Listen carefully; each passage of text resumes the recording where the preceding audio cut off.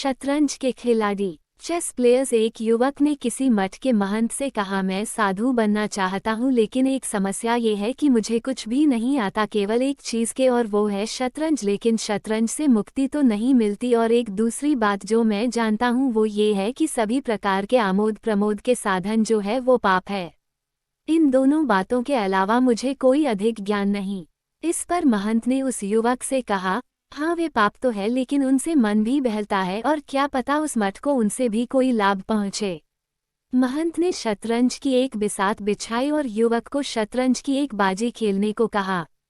सब खेल शुरू होने वाला था। महंत ने उस युवक को कहा कि देखो, हम शतरंज की एक बाजी खेलेंगे और अगर मैं हार गया तो मैं इस मठ को हमेशा के लिए छोड़ दूंगा और तुम मेरा स्थान ले लोगे।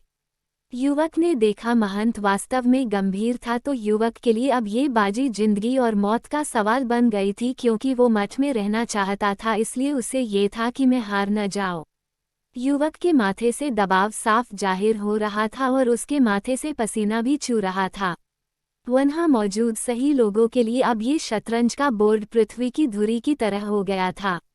महंत ने खराब शुरुआत की। युवक ने कई कठोर चले चली, लेकिन उसने क्षण भर के लिए महंत के चेहरे को देखा, फिर जानबूझकर खराब खेलने लगा। अचानक ही महंत ने बिसात ठोकर मरकर जमीन पर गिरा दी।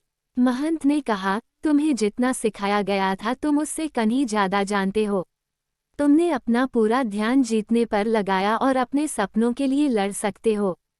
फिर तुम्हारे भीतर करुणा जाग उठी और तुमने भले कार्य के लिए त्याग करने का निश्चय कर लिया। महंत के जारी रखते हुए कहा, तुम्हारा इस मठ में स्वागत है, क्योंकि तुम जानते हो कि कैसे अनुशासन और करुणा में सामंजस्य स्थापित किया जा सकता है, इसलिए तुम कर सकते हो।